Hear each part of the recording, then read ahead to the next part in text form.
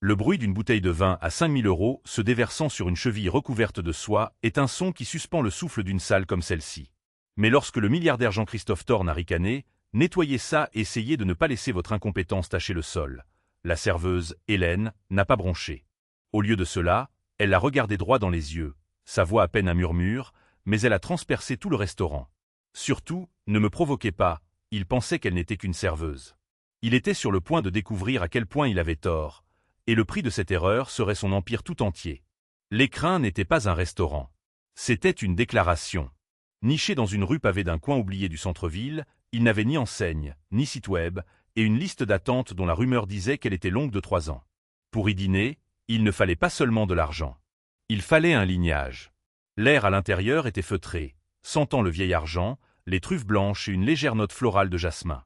Les lustres n'étaient pas en verre, mais en cristal de Belgique taillé à la main, et l'argenterie était, bien sûr, en argent massif, si lourde qu'elle semblait être une arme. Et dans cette cage dorée, Hélène Chevalier était la personne la plus invisible et la plus observatrice de la pièce. Hélène approchait de la quarantaine, mais ses yeux portaient une lassitude qui suggérait qu'elle avait vu bien plus que ce qu'une carrière typique dans la restauration pouvait offrir. Elle n'était qu'une serveuse, un titre que les autres membres du personnel, pour la plupart des acteurs et mannequins en herbe d'une vingtaine d'années, considéraient avec une pointe de pitié.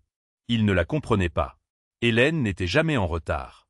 Son uniforme, une simple robe noire avec un tablier blanc impeccable, était toujours immaculé. Ses mouvements étaient économiques, fluides et silencieux. Elle ne gaspillait jamais un pas, ne laissait jamais tomber une fourchette, n'oubliait jamais un visage. Le directeur, un homme perpétuellement stressé nommé Robert, l'adorait. « Hélène, disait-il souvent lors du briefing d'avant-service, vous serez au rang 5. Les Delacroix viennent ce soir. Ils vous demanderont. » Il le faisait toujours. Les habitués, les familles de la vieille fortune, les diplomates discrets. Tous préféraient Hélène. Elle avait une capacité déconcertante à apparaître précisément quand on avait besoin d'elle, et à disparaître quand on ne l'avait pas. Mais ce soir était différent. Ce soir, la réservation n'était pas du vieil argent. C'était du neuf, de l'explosif et d'une volatilité terrifiante. « Écoutez bien, tout le monde, » dit Robert, ses mains tremblant légèrement en lisant sa tablette. « Monsieur Jean-Christophe Thorne a réservé la table du souverain à 20 heures. Ce n'est pas un exercice. Je veux la perfection. Non, je veux mieux que la perfection. » Un frisson nerveux parcourut le personnel. Jean-Christophe Thorne. Même ceux qui ne lisaient pas les pages financières connaissaient le nom. C'était un requin de la tech et des acquisitions. Un homme qui ne se contentait pas d'acheter des entreprises, il les dévorait. Il était réputé pour être exigeant, terriblement impoli, et laissait des pourboires soit obscènement généreux, soit insultants, selon un caprice que personne n'avait jamais réussi à déchiffrer. C'était un homme qui vivait de défis. « Il vient avec 2 associés, » continua Robert, essuyant une perle de sueur de sa tempe. « C'est un dîner d'affaires. Il a demandé, et je cite, le service le meilleur et le plus invisible. Hélène, c'est pour vous. » Hélène hocha simplement la tête. Rang 7, la table du souverain. Compris. Un des plus jeunes serveurs, un garçon nommé Léo, se pencha alors que Robert s'éloignait. Bonne chance, Hélène. La dernière fois qu'il est venu, il a fait pleurer ma cousine qui travaille au perroquet. Littéralement pleurer, il a dit que les glaçons dans son eau faisaient trop de bruit. Hélène s'autorisa un petit sourire indéchiffrable. Il ne peut pas être pire que la femme de l'ambassadeur, qui insistait sur le fait que son steak était trop rouge à l'intérieur, mais trop brun à l'extérieur. Léo secoua la tête. Non, c'est différent. Thorne, c'est un autre animal. Il nous regarde, les gens comme nous, comme si nous n'étions même pas humains, comme si nous étions juste des meubles qui parlent. Alors nous serons les meilleurs meubles qu'il ait jamais eus, dit Hélène en ajustant son tablier. Mais alors qu'elle vérifiait le poli de l'argenterie au rang 7, son regard était plus dur que d'habitude. Jean-Christophe Thorne. Le nom était une brique dans son estomac. Elle ne l'avait pas vu en personne depuis 15 ans. Pas depuis qu'elle avait coupé ce souvenir, son visage reprenant son masque de neutralité professionnelle. Ce n'était pas une réunion. C'était un travail qu'elle avait accepté pour une raison très spécifique. Et ce soir, il semblait que cette raison franchissait la porte d'entrée. L'atmosphère feutrée de l'Écrin ne s'est pas seulement transformée à l'arrivée de Jean-Christophe Thorne. Elle s'est brisée. Il n'est pas entré dans la pièce. Il l'a envahie. C'était un homme grand, aux larges épaules, vêtu d'un costume sur mesure d'un bleu si sombre qu'il en était presque noir. Ses cheveux étaient épais, parfaitement coiffés, et sa montre, un rare modèle squelette Patek Philippe, brillait sous la lumière des cristaux. Il était flanqué de 2 hommes. L'un était plus âgé, avec les yeux fatigués d'un avocat et un costume cher et mal coupé. L'autre était jeune, à peine 30 ans, avec une énergie affamée et nerveuse. Ce second homme, Damien Flaubert, serrait contre sa poitrine un portefeuille en cuir comme un bouclier. « Ma réservation », tonna Thorn à l'hôtesse, non pas comme une question, mais comme un ordre. Il ne la regarda même pas, « Bien sûr, monsieur Thorn. Par ici. Votre table est prête. » Hélène les regarda approcher. Elle vit la façon dont les autres convives, les milliardaires et les sénateurs, tournaient subtilement la tête. Certains offraient de petits hochements de tête respectueux. Thorn les ignora tous. Il était un soleil, et tout le monde n'était qu'une planète prise dans son orbite. « Bonsoir, messieurs, » dit Hélène, sa voix calme et agréable alors qu'ils atteignaient la table. « Je m'appelle Hélène, et je m'occuperai de vous ce soir. Puis-je vous offrir quelque chose à boire pour commencer? Peut-être un champagne. Nous avons un remarquable salon 1998. » Thorn la coupa d'un geste sec et méprisant de la main. « Ne me faites pas votre baratin commercial. Je sais ce qu'est le salon. Apportez une bouteille, et 2 bouteilles du Pétrus 2005. Et de l'eau plate pour la table. Sans glaçons. » Il claqua des doigts. Maintenant. Il n'avait pas établi de contact visuel avec elle une seule fois. Il était déjà en pleine conversation avec ses associés, sa voix un monotone bas et brutal. « L'accord est simple, messieurs, » dit Thorn en sortant une tablette de sa mallette. « Nous activons le projet Chimère à 4 heures, heure de Zurich. Au moment où le marché ouvre, nous lançons l'OPA hostile. C'est une décapitation nette. » L'avocat plus âgé, Henri, s'éclaircit la gorge. Jean-Christophe, le conseil d'administration de cette entreprise, leur vieille garde. Ils ne se laisseront pas faire. Ils se battront. Ils appelleront ça du dépeçage d'actifs. Qu'ils le fassent, rit Thorn. Un son comme du gravier qui grince. C'est du dépeçage d'actifs. Je n'achète pas Innovat Dynamics pour ses employés. Je l'achète pour leur fonds de pension.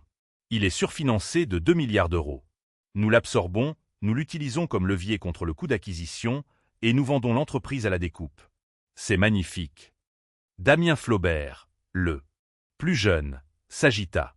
Monsieur, le fonds de pension, c'est l'argent de la retraite des employés. Il y en a des milliers. Certains sont dans l'entreprise depuis 30, 40 ans. Les yeux de Thorn se changèrent en glace. Il se pencha sur la table, sa voix descendant à un murmure dangereux. Comment vous appelez-vous, déjà? Damien, monsieur. Damien Flaubert. Damien, vous êtes nouveau. Vous êtes intelligent. Ne soyez pas stupide. L'argent est la seule éthique. Ce fonds de pension est un actif dormant. Je le mets au travail. Ces gens ne sont pas des gens. Ce sont un passif sur un bilan. Sommes-nous clairs? Oui, monsieur, marmonna Damien, le visage pâle. Hélène revint avec le champagne, les bouteilles et l'eau. Elle se déplaçait avec une grâce impossible. Elle versa l'eau pour Thorn, sa main stable. Dites au sommelier de décanter le Pétrus pendant exactement 45 minutes. Pas 44, pas 46, ordonna Thorn, toujours sans la regarder. Bien sûr, monsieur, dit Hélène.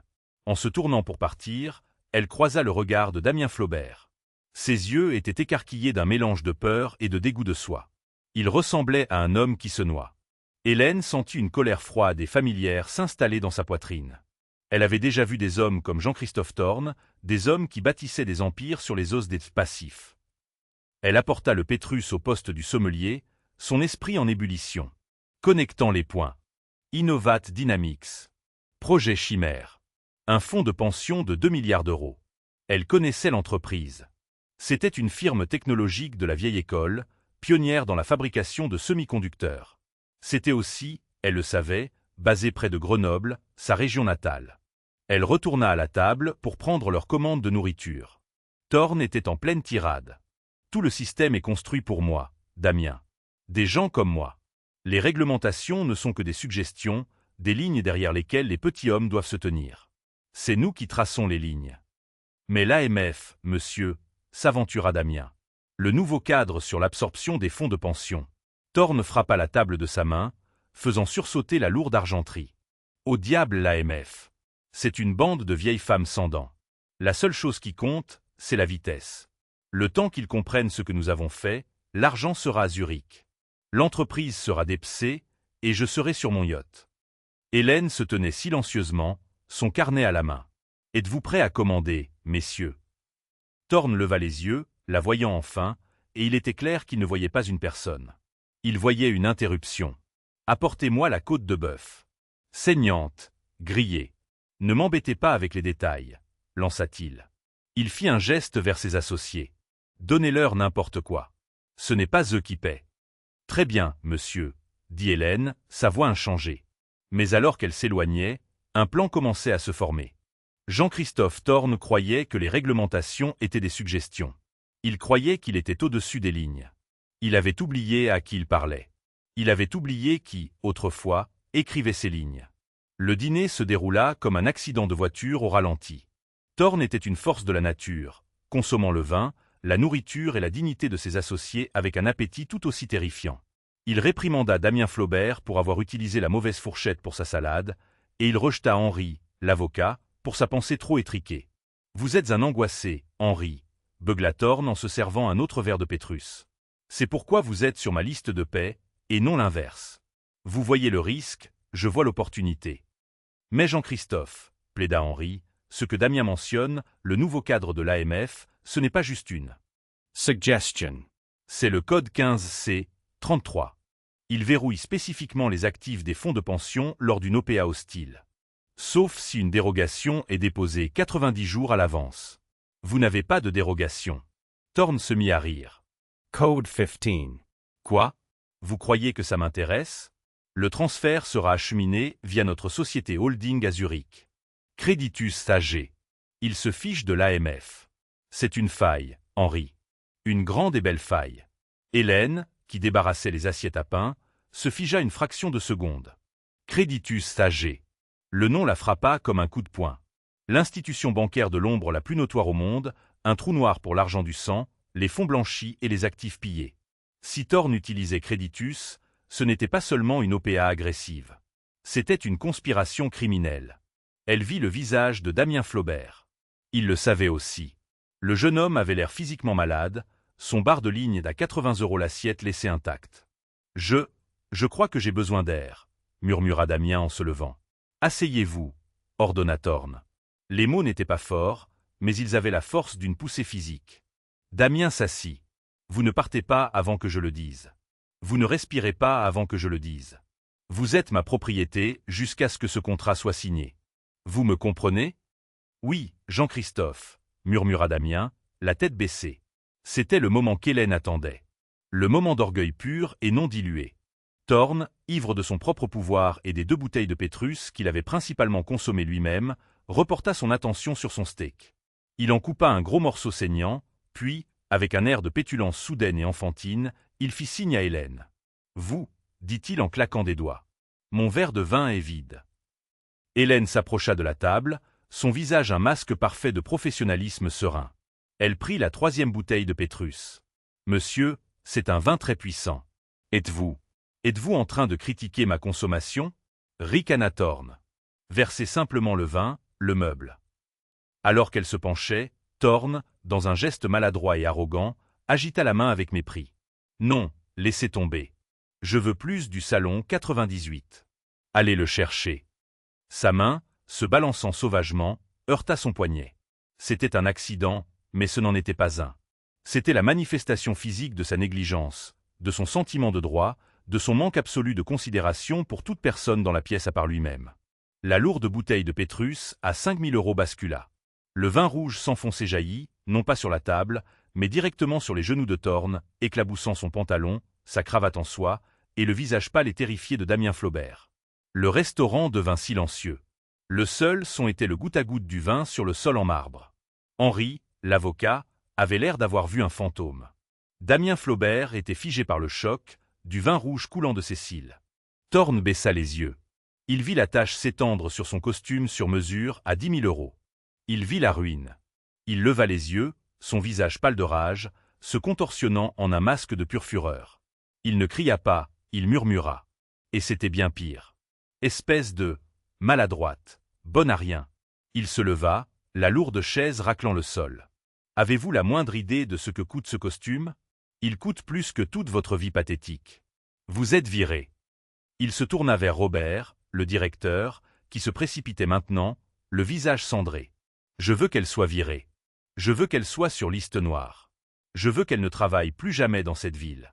Nettoyez ça, gronda-t-il à Hélène, qui n'avait pas bougé. Et essayez de ne pas laisser votre incompétence tacher le sol. » C'était le moment. Toute la salle retenait son souffle. Les autres convives, le personnel. Ils observaient tous. Ils s'attendaient à ce qu'Hélène pleure. Supplie, s'excuse. Hélène reposa simplement la bouteille de vin sur la table. Elle regarda Robert, le directeur. Elle regarda Damien, qui tremblait. Puis elle regarda Jean-Christophe Thorne. Elle le regarda droit dans les yeux. Sa voix n'était pas forte. Elle n'était pas en colère. Elle était aussi froide et claire que la glace. Surtout, ne me provoquez pas, Jean-Christophe Thorne cligna des yeux. C'était comme si le son ne correspondait pas à l'image. Devant lui se tenait une serveuse, une moins que rien, une personne insignifiante dans une simple robe noire, maintenant tachée de son vin, et elle venait de lui parler. Non, elle venait de le défier. Quoi? Qu'est-ce que vous venez de me dire? Siffla-t-il en se rapprochant. Il la dépassait d'une bonne tête, un prédateur acculant sa proie. Robert, le directeur, se précipita, les mains apaisantes. « Monsieur Thorne, s'il vous plaît, je suis tellement désolé. C'est inacceptable. Hélène, excusez-vous auprès de Monsieur Thorne. Excusez-vous tout de suite. » Hélène ne rompit pas le contact visuel avec Thorne. « J'ai dit, ne me provoquez pas. » La rage de Thorne laissa place à un amusement étrange et incrédule. Il rit. « Ne pas vous provoquer. Ne pas vous provoquer à quoi, exactement? À nettoyer mon costume? À supplier pour votre travail? Que pourriez-vous bien me faire, espèce de petite chose insignifiante? » Et c'est là qu'elle lâcha la première bombe. « Je pourrais vous dire, » dit Hélène, sa voix toujours calme, mais qui maintenant tranchait l'air de la pièce, que le projet Chimère est un piège. Le sourire narquois de Thorne disparut. C'était comme si elle l'avait giflé. Le sang quitta son visage. « Quoi? Qu'est-ce que vous avez dit? » « Le projet Chimère, » répéta-t-elle, ses yeux comme des éclats d'acier. « Votre plan pour acquérir Innovat Dynamics. C'est un piège, et vous foncez droit dedans. » Henri, l'avocat, s'avança. « Monsieur, elle est clairement folle. Elle ne fait que répéter des choses qu'elle a entendues. Robert, appelez la sécurité. Sortez cette femme d'ici. »« Le suis-je » dit Hélène, tournant son regard vers Henri. « Ou suis-je simplement la seule dans cette pièce à avoir lu les petits caractères ?» Elle se retourna vers Thorne. « Vous vous appuyez sur une faille pour absorber le fonds de pension. Vous le faites transiter par Creditus AG à Zurich. » Thorne ne respirait plus. Il la fixait, son esprit tournant à plein régime. Comment? Comment connaissait-elle le nom? La faille? Hélène continua comme si elle expliquait une équation complexe à un enfant. Elle est basée sur le traité financier suissueux de 1996, qui comporte une clause de non-divulgation protégeant les actifs en transit. C'est ce que vos avocats vous ont dit, n'est-ce pas? La bouche d'Henri s'ouvrit et se referma. Il était sans voix. C'était une stratégie juridique privilégiée de haut niveau. Voici le problème, Monsieur Thorne, dit Hélène en faisant un petit pas vers lui. La dynamique prédateur-proie venait de s'inverser soudainement et de manière terrifiante. Ce traité a été supplanté par la mise à jour de la directive MIF 2 de 2019, plus précisément l'addendum 4B. Il comble complètement la faille. Au moment où votre transfert atteindra les serveurs de Creditus, il sera automatiquement signalé et gelé par l'AMF et les régulateurs financiers suisses. À l'instant où cela se produira, votre OPA hostile deviendra une fraude électronique criminelle, un vol de fonds de pension et, laissez-moi vérifier mes notes, oh oui, une violation de la loi sur les organisations influencées par le racket et la corruption. Le crime organisé. Le restaurant était si silencieux qu'on pouvait entendre le rythme cardiaque de Jean-Christophe Thorne s'accélérer. C'est impossible, balbutia Henri en sortant son téléphone. Cet addendum, il était bloqué. Il ne l'était pas, dit Hélène. Il a été promulgué il y a 18 mois. Votre équipe juridique l'a manqué parce que vous les payez pour vous dire oui, pas pour vous dire la vérité. Vous n'êtes pas un requin, Monsieur Thorne. Vous êtes un poisson rouge dans un costume à 10 000 € et vous êtes sur le point d'être tiré dans la chasse d'eau. Thorne était pâle, les yeux écarquillés, une terrible horreur naissante sur son visage. Il regarda Henri. Est-ce vrai? Est-ce qu'elle? Je ne sais pas. Je devrais vérifier, balbutia Henri. Vous êtes surendetté, dit Hélène, enfonçant le dernier clou. Vous avez mis en gage 40% de vos actions de Thorn Capital comme garantie pour le prêt de Creditus destiné à financer l'OPA. Au moment où les fonds seront gelés, Creditus exigera le remboursement du prêt. Vous serez en défaut de paiement. Ils saisiront vos actions. Ils auront une participation majoritaire dans votre entreprise. Vous ne perdrez pas seulement l'affaire, Jean-Christophe. Vous perdrez tout. Elle marqua une pause, laissant les mots flotter dans l'air, plus lourds et plus toxiques que le vin renversé. Vous, qui êtes-vous? Murmura Thorn. Ce n'était plus une exigence. C'était une supplique. Hélène s'autorisa le plus petit, le plus terrifiant des sourires. Moi? Je ne suis que la serveuse, le meuble, l'incompétence qui attachait votre costume. Elle plongea la main dans la poche de son tablier et en sortit non pas un chiffon, mais une carte de visite blanche et impeccable. Elle ne la lui tendit pas. Elle la posa sur la table, juste dans la flaque de vin, le liquide rouge s'imprégnant dans le carton. Vous avez raison sur une chose, dit-elle. Je suis virée. Elle regarda Robert, le directeur. Mes excuses, Robert. Il semble que j'ai fait des dégâts. Elle dénoua son tablier, le plia soigneusement et le posa sur la table à côté de la carte. Puis, sans un regard en arrière, elle sortit du restaurant, le dos droit, ses talons claquant un glas funèbre sur le sol en marbre. Jean-Christophe Thorn, Henri et Damien Flaubert restèrent seuls à table, entourés des ruines de leur dîner. Toute la salle les dévisageait. Les mains de Thorn tremblaient. Il attrapa la carte imbibée de vin. Il pouvait à peine distinguer le nom gravé en lettres noires simples et élégantes. Il n'y était pas écrit Hélène Chevalier. Il y était écrit Saphira Monsieur Rousseau, associé principal, retraité, parquet national financier, division des enquêtes économiques. Le nom flottait dans l'air, une présence impossible et fantomatique. Saphira Monsieur Rousseau. Henri, l'avocat, émit un son semblable à celui d'un petit animal qu'on étrangle. « Oh mon Dieu !»« Qui ?» demanda Damien Flaubert, la voix tremblante. « Qui est Saphira Rousseau ?» Thorn se laissa retomber sur sa chaise, son costume, sa réputation, sa vie entière dégoulinant de vin rouge. Il n'écoutait pas. Il fixait le nom sur la carte et son esprit revenait 15 ans en arrière. Saphira Rousseau n'était pas seulement une juriste. Elle n'était pas seulement au PNF. Dans les années 90 et au début des années 2000, elle était une légende, un fantôme, un mythe. On l'appelait l'oracle de la bourse.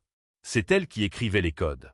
Elle était l'architecte des réglementations, même que des hommes comme Thorn passaient leur vie à essayer de contourner.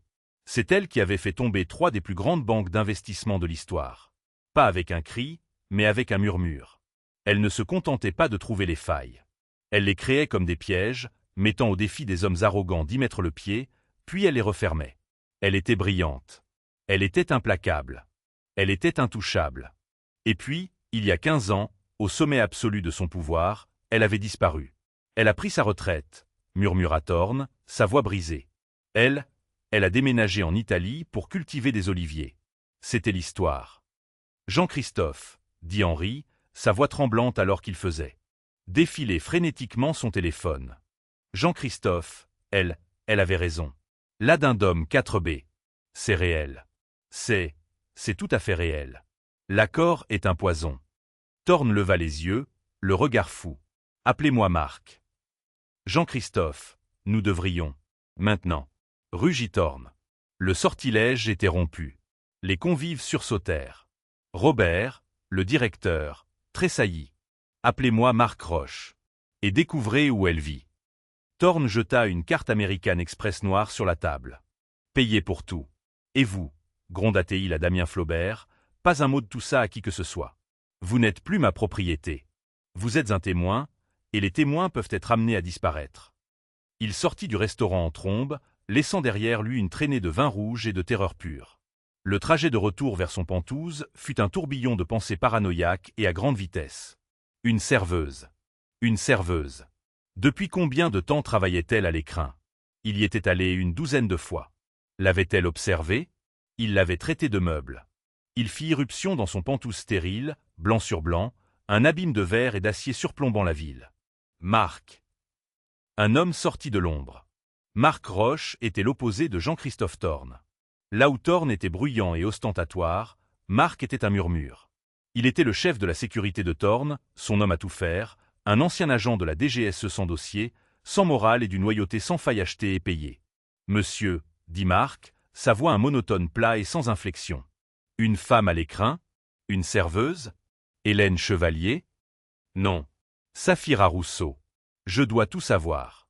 Je dois savoir où elle dort, ce qu'elle mange, à qui elle parle. Je dois savoir pourquoi elle était là. Trouvez-la. Maintenant. Rousseau, dit Marc, le nom ne lui disant rien. Compris. Et Marc, dit Thorne en se tournant vers sa baie vitrée, les lumières de la ville se brouillant dans sa vision. Projet chimère, mettez-le en suspens. Appelez Zurich. Dites-leur d'annuler. Utilisez le code d'urgence, crépuscule. Ne posez pas de questions. Faites-le, c'est tout.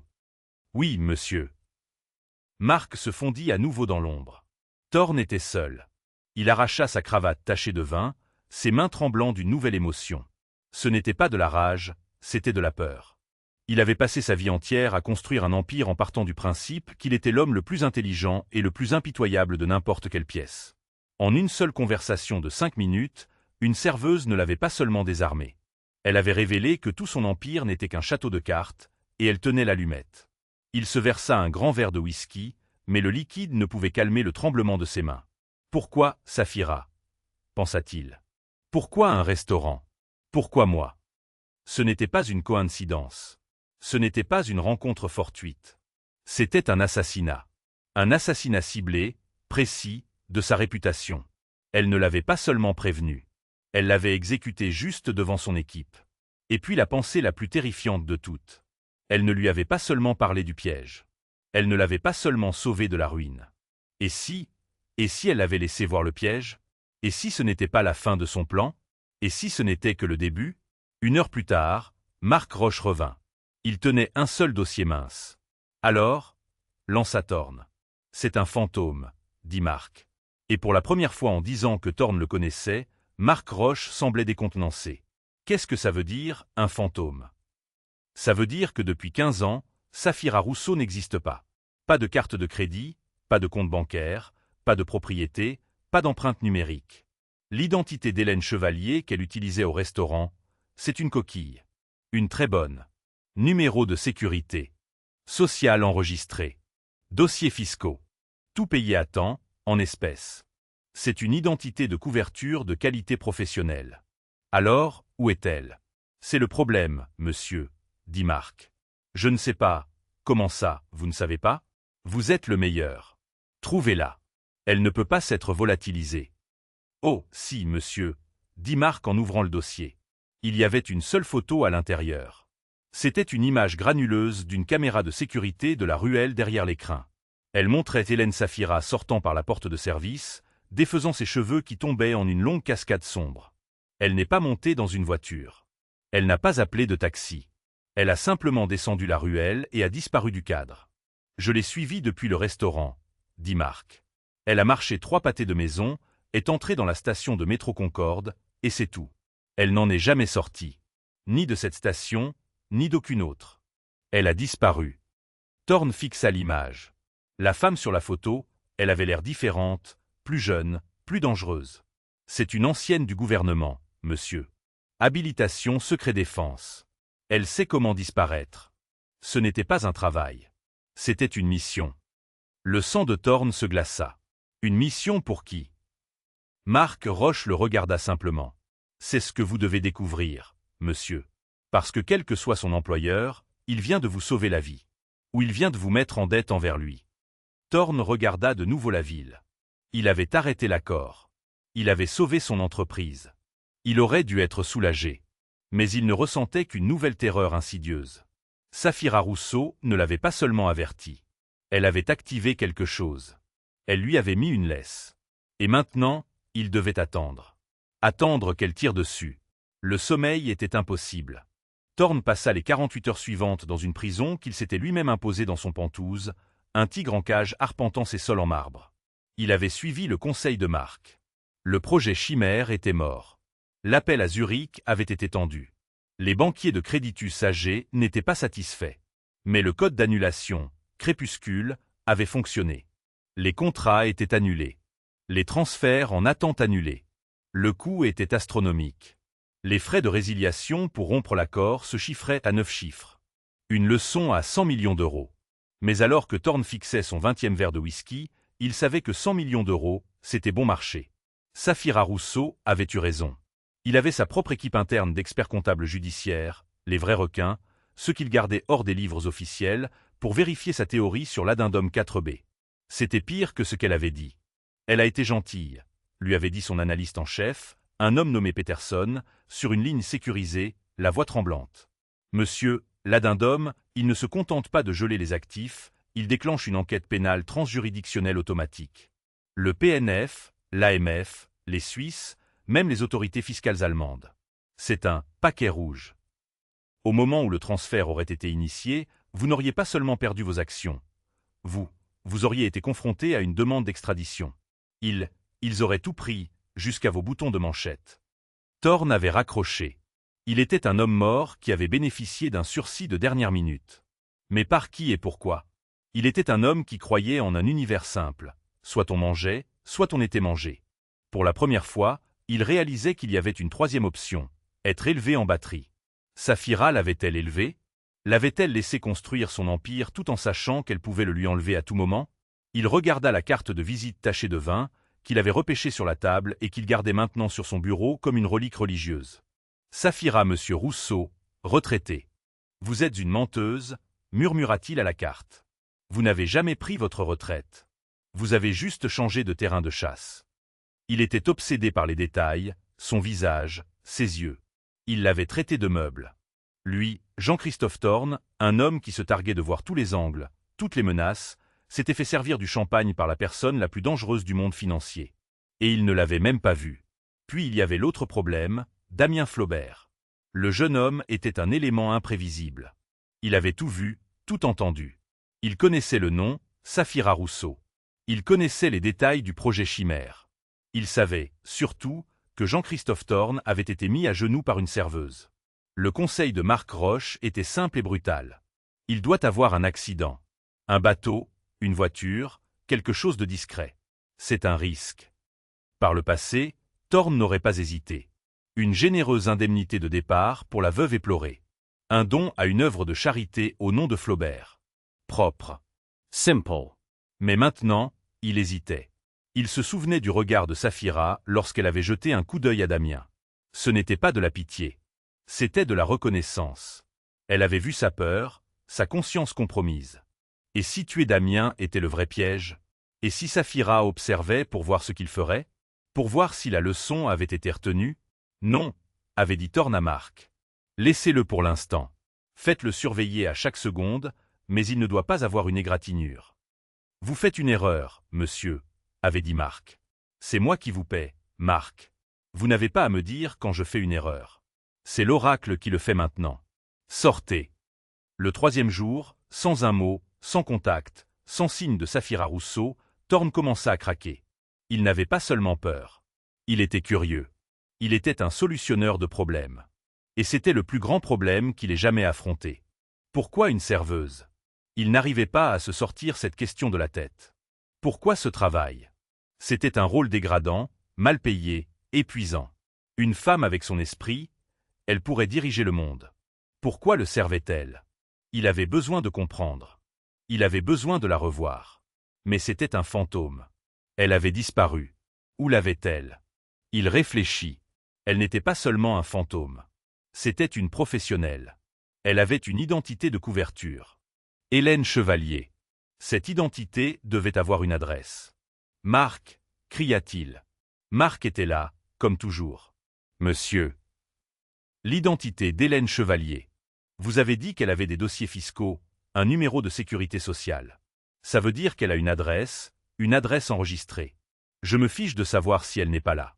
Je veux voir où elle vivait. Monsieur, ce n'est pas. Je ne demande pas, Marc. Emmenez-moi là-bas. Maintenant. L'adresse n'était pas dans un gratte-ciel étincelant. Ce n'était pas dans une banlieue embourgeoisée. C'était dans un quartier de la ville que Thorne ne voyait que de son hélicoptère. Un immeuble de 5 étages sans ascenseur d'avant-guerre dans un quartier qui sentait la cuisine de rue et le diesel. Elle vit ici, dit Thorne, sa voix empreinte de dégoût en sortant de sa Maybach blindée. C'est l'adresse enregistrée, monsieur, dit Marc, la main à l'intérieur de sa veste, sur son arme. Le concierge dit qu'Hélène a loué l'appartement 4B il y a 1 an. Payé en espèces, toujours à l'heure, une locataire parfaite, silencieuse. Pas de visiteurs. Attendez ici, ordonna Thorn. Monsieur, c'est une mauvaise idée. Je n'ai pas sécurisé le bâtiment. Si elle voulait ma mort, Mark, je serais déjà mort. Elle veut autre chose. Thorn entra dans le bâtiment. Le hall sentait l'eau de Javel et les vieilles odeurs de cuisine. Il monta les 4 étages, ses chaussures en cuir coûteuses résonnant sur le linoléum. L'appartement 4B était au bout du couloir. Il ne frappa pas. Il resta juste là. Qu'est-ce qu'il faisait? Était-il fou? Il leva la main pour frapper et la porte s'ouvrit. Elle était là. Ce n'était pas Hélène, la serveuse, et ce n'était pas le fantôme de la ruelle. C'était quelqu'un entre les deux. Ses cheveux sombres étaient attachés en une simple queue de cheval fonctionnelle. Elle portait un simple pantalon de jogging gris et un t-shirt noir. Elle tenait une tasse de thé fumante à la main. Elle n'avait pas l'air surprise.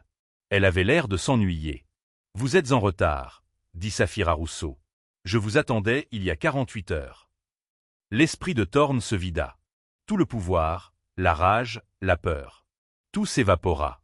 Il se retrouva debout dans un couloir, se sentant comme un écolier. « Vous m'attendiez. » « Bien sûr, » dit-elle. Elle prit une gorgée de son thé. « Un homme comme vous, un narcissique avec un complexe de contrôle, vous ne pouviez pas supporter de ne pas savoir. Vous ne pouviez pas supporter que j'aie le dernier mot. Vous deviez venir. Alors, entrez. » Elle se retourna et rentra dans l'appartement, laissant la porte ouverte. Thorn jeta un coup d'œil dans le couloir. Mark n'était nulle part en vue, mais il savait qu'il était là. Il entra. L'appartement était petit et dépouillé. Il y avait un lit dans le coin, soigneusement fait, une petite table avec un ordinateur portable, une étagère et une seule chaise. Il n'y avait pas de télévision, pas d'art, pas de désordre. C'était la chambre d'un moine ou d'un espion. Comment saviez-vous que je viendrais? Parce que je vous connais, Jean-Christophe, dit-elle. Je vous connais depuis 20 ans. Thorn se figea. Quoi? De quoi parlez-vous? Je ne vous ai jamais. Vous ne m'avez jamais vu, corrigea-t-elle. Mais moi, je vous ai vu. Vous étiez un analyste junior à la Société Générale en 2005. Vous étiez ambitieux, brillant et totalement impitoyable. Vous avez rédigé une proposition pour un nouveau type de titre adossé à des créances hypothécaires, qui regroupait des prêts à haut risque et les vendait comme des AA. C'était une œuvre de génie diabolique. Le sang de Thorn se glaça. C'était son premier vrai coup. Celui qui lui avait valu son premier bonus. Votre patron, un homme nommé Robert Mayfield, a refusé, continua Saphira, regardant par la fenêtre le mur de briques du bâtiment voisin. Il a dit que c'était contraire à l'éthique et dangereusement instable. Vous avez attendu 2 mois, volé ses identifiants, fait passer la proposition sous son nom, et quand il a été promu, vous avez pris son bureau. Il a été licencié 6 mois plus tard pour faute. Vous l'avez ruiné. C'est là que j'ai commencé mon dossier sur vous. Thorn était sans voix. Vous m'observez depuis 15 ans. 18, corrigea-t-elle. J'ai quitté le PNF pour passer dans le privé. Je dirige une société de capital investissement. Une très discrète. Nous n'achetons pas d'entreprise, Jean-Christophe. Nous les réparons. Ou quand nous ne pouvons pas les réparer, nous neutralisons les hommes qui essaient de les briser. Elle se tourna pour lui faire face, et maintenant il la voyait. L'oracle. Ses yeux n'étaient pas vieux, mais anciens. Ils portaient le poids de 1000 secrets. Vous m'avez laissé construire toute ma vie. Nous avons tous nos passe-temps, Jean-Christophe. Le vôtre est de construire des châteaux de sable. Le mien est d'étudier la marée. Pourquoi maintenant? Demanda-t-il, la voix brisée. Pourquoi ça? Le restaurant, la théâtralité de tout ça. Parce que vous avez franchi une ligne, dit-elle, sa voix se durcissant. Innovat Dynamics. Ce n'est pas juste une entreprise. Ce n'est pas juste un fonds de pension. Mon beau-frère y a travaillé pendant 35 ans. C'est l'un de ses passifs sur votre bilan. Il lutte contre un cancer. Cette pension, c'est la seule chose qui le maintient en vie. Vous alliez la voler. Pour acheter un autre bateau, pour ajouter un autre étage à votre ego. Thorn n'eut aucune réponse. C'était vrai. Je ne pouvais pas simplement vous arrêter, Jean-Christophe. Ce n'est pas mon style. Je devais vous faire vous arrêter vous-même. Je devais vous montrer la falaise et vous laisser décider si vous vouliez voler. Alors, qu'était-ce que l'écrin? Pourquoi une serveuse? Saphira sourit enfin. C'était un spectacle froid, aiguisé et profondément troublant. Ça, Jean-Christophe. Ça, c'était le vrai test. Elle se dirigea vers sa bibliothèque. Elle n'était pas remplie de romans, mais de classeurs, des dizaines. Chacun portait un nom sur la tranche. Blackwood Capital, Venti Énergie, Thorne. J'ai pris le poste à l'écrin il y a 1 an pour une seule raison, dit-elle. C'est là que les prédateurs boivent. C'est le point d'eau. J'ai appris plus sur votre projet chimère en une nuit à vous servir du vin que je n'aurais pu le faire en 6 mois de surveillance numérique. Les hommes comme vous êtes si arrogants. Vous pensez que les gens comme Hélène sont invisibles. Vous pensez que nous sommes sourdes. Vous pensez que nous sommes des meubles? Elle sortit le classeur, Thorne, de l'étagère. Il était épais. Vous n'avez pas seulement échoué au test de la loi, Jean-Christophe. Vous avez échoué au test d'humanité. La façon dont vous m'avez traité. La façon dont vous m'avez parlé. La façon dont vous avez traité ce garçon, Damien. Et maintenant? Demanda Thorne, sa voix à peine un murmure. Vous avez sauvé votre beau-frère. Vous m'avez donné une leçon. C'est fini? Oh, non, dit Saphira en laissant tomber le classeur sur la table avec un bruit sourd qui résonna dans la petite pièce. Ce n'est pas fini. Ceci n'était que l'entretien d'embauche. Thorne fixa le classeur épais et lourd. Son nom, Thorne. C'était toute sa vie, réduite à une pile de papier dans un appartement poussiéreux. Il sentit un goût métallique et froid dans sa bouche. Un entretien d'embauche, répéta-t-il, sa voix un râle sec. Pourquoi? Ma retraite, dit Saphira. Elle s'assit dans l'unique chaise en bois, le laissant debout. Une manœuvre de pouvoir intentionnelle et dévastatrice. Je suis fatigué, Jean-Christophe. Je suis fatigué d'écraser des mouches. Je suis fatigué de regarder des hommes comme vous incendier le monde et appeler ça le progrès. Je suis fatigué de porter un tablier et d'écouter des hommes arrogants et creux comploter la destruction de gens bien. Alors, vous allez me détruire, constata-t-il. Ce n'était pas une question. Il calculait déjà. Combien cela coûterait-il pour faire disparaître ce problème? Quel est le prix? Combien? 1 milliard? 2? Donnez votre chiffre. Saphira se mit à rire. C'était un son froid, aiguisé et profondément troublant dans la pièce silencieuse. Oh, Jean-Christophe. L'argent. Pensez-vous vraiment que j'ai fait tout ça? Porter un tablier pendant 1 an pour de l'argent? Vous ne comprenez toujours pas, n'est-ce pas? Vous pensez toujours que tout a un prix?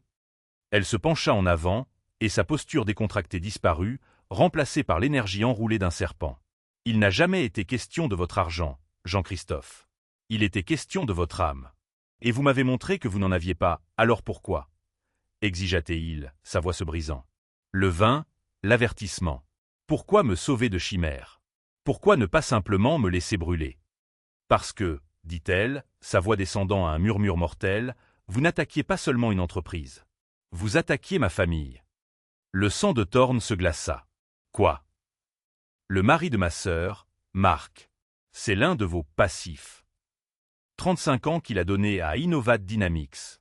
Cette pension n'était pas juste un capital surfinancé, espèce de sociopathe. C'était sa vie. C'est ce qui paie le traitement expérimental contre le cancer qui, en ce moment même, le maintient en vie. Vous, avec votre dépeçage d'actifs, vous alliez personnellement signer l'arrêt de mort de mon beau-frère. Pas pour survivre, pas par nécessité, mais pour acheter un autre bateau. Elle se leva lentement. Vous n'étiez pas juste un criminel en col blanc, Jean-Christophe. Vous étiez, à toutes fins utiles, sur le point de mettre une balle dans la tête de ma famille. Alors, je devais vous arrêter.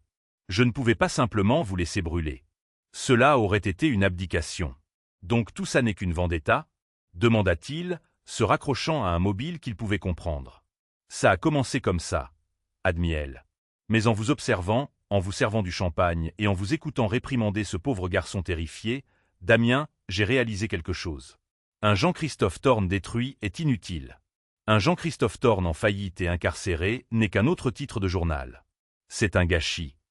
Elle s'approcha si près qu'il pouvait sentir la légère odeur du thé simple et quelconque sur son souffle. Mais un Jean-Christophe Thorne humilié, un Jean-Christophe Thorne qui a regardé dans l'abîme et a réalisé que c'est lui qui est surendetté. Un homme qui, enfin, comprend ce que ça fait d'être le meuble. Elle sourit. Et c'était la chose la plus terrifiante qu'il ait jamais vue. Cet homme-là, je peux l'utiliser. M'utiliser? Je ne veux pas vous embaucher, Jean-Christophe, dit-elle, sa voix comme de la glace. Je veux vous posséder. Vous êtes maintenant mon homme dans l'arène, mon actif, mon requin. Vous allez continuer à être un prédateur brillant et impitoyable. Mais vous serez mon prédateur. Et vous chasserez mes ennemis. Vous allez utiliser cet esprit qui est le vôtre pour faire le bien, que cela vous plaise ou non. » Elle énonça les nouvelles conditions de son existence. Premièrement, dit-elle, l'argent du sang. Le projet Chimère est mort, mais vous allez faire un généreux don anonyme au fonds de pension d'Innovat Dynamics. Disons 100 millions d'euros. C'est ce que vous auriez payé à Creditus comme frais de résiliation. Maintenant, ce sont mes frais de gestion. Cela garantira que Marc et les milliers d'autres passifs pourront prendre leur retraite dans la dignité qu'ils ont méritée. 100 millions, balbutia-t-il. Deuxièmement, continua-t-elle, le garçon, Damien Flaubert. Vous ne l'avez pas seulement effrayé, Jean-Christophe. Vous l'avez brisé. Vous l'avez rendu complice. Maintenant, vous allez le réparer. Vous le promouvrez. Vous en ferez votre nouveau vice-président des, disons, acquisitions éthiques. Vous le paierez le double, et vous l'écouterez. C'est votre nouvelle conscience. Considérez-le comme mon espion. S'il se fait ne serait-ce qu'une coupure de papier qui ne me plaît pas, je le saurai. L'esprit de Thorne tournait à plein régime, cherchant une issue, un angle, une contre-attaque. Et si je dis non? Si je vous dis de prendre votre classeur et d'aller au diable? Le sourire terrifiant de Saphira disparut. L'oracle était de retour.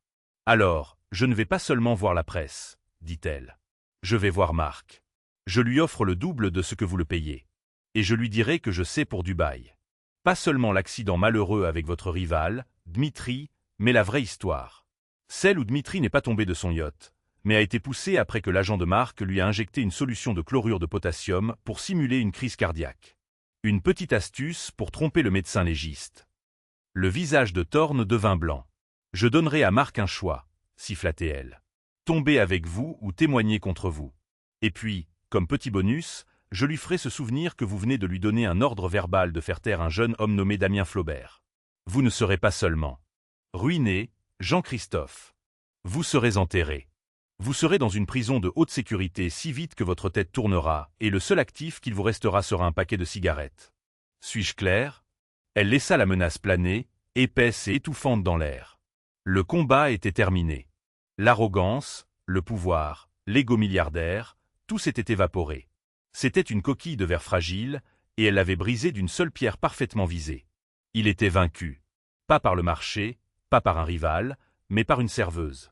Jean-Christophe Thorne, le titan de la finance, l'homme qui possédait la ville, affaissa enfin les épaules, la tête baissée. « Oui, » murmura-t-il. « Oui, madame. »« Bien, » dit-elle, sa voix redevenue normale. « Maintenant, sortez de mon appartement. Vous faites baisser la valeur de l'immobilier. » Le lendemain, le monde financier fut stupéfait par deux annonces. La première était que Thorne Capital lançait un fonds philanthropique de 200 millions d'euros pour l'éthique dans la technologie. La seconde était la promotion soudaine et choquante d'un analyste junior nommé Damien Flaubert à un poste de direction de haut niveau. À l'écrin, le personnel était en ébullition. « Tu as entendu ?» dit Léo le serveur à Robert. Thorne a fait arrêter cette serveuse folle, Hélène. Robert, qui avait reçu des excuses personnelles livrées en main propre de la part de M. Thorne et une prime de discrétion assez importante pour acheter une nouvelle voiture, secoua simplement la tête. « Non, Léo, je ne pense pas, à des kilomètres de là, dans l'appartement 4B, Saphira Rousseau faisait un unique sac. Son ordinateur portable, quelques vêtements. Tous les classeurs avaient disparu, sauf un.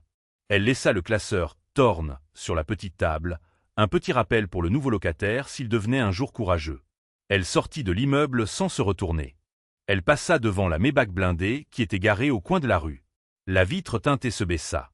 Jean-Christophe Thorne regarda, son visage pâle, tiré et différent. Il n'avait pas l'air en colère. Il avait juste l'air géré. Il fit un petit signe de tête, presque imperceptible, un signe de reconnaissance, d'allégeance. Saphira Rousseau ne répondit pas par un signe de tête. Elle le regarda simplement, leva un seul sourcil en un défi silencieux et permanent, et continua à marcher, disparaissant dans la foule, juste une autre femme invisible dans une ville qu'elle possédait désormais. Et voilà. La nuit où un titan milliardaire a pensé qu'il pouvait écraser une simple serveuse, pour découvrir qu'il n'était même pas la personne la plus puissante à table. Il pensait être le requin, mais il nageait dans son océan. Cette histoire est un puissant rappel qu'il ne faut jamais, au grand jamais, juger une personne à son uniforme. La personne la plus silencieuse dans une pièce est souvent celle qui a le plus de pouvoir. Celle qui observe, écoute et attend.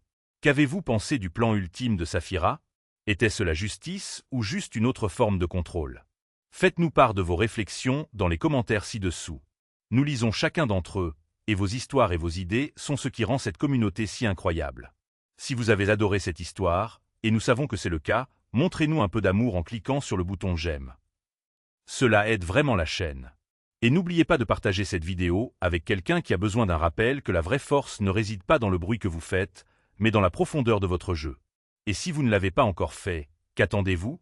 Cliquez sur ce bouton d'abonnement et sonnez la cloche pour ne jamais manquer une autre histoire de karma, de justice et des vérités puissantes cachées dans le quotidien.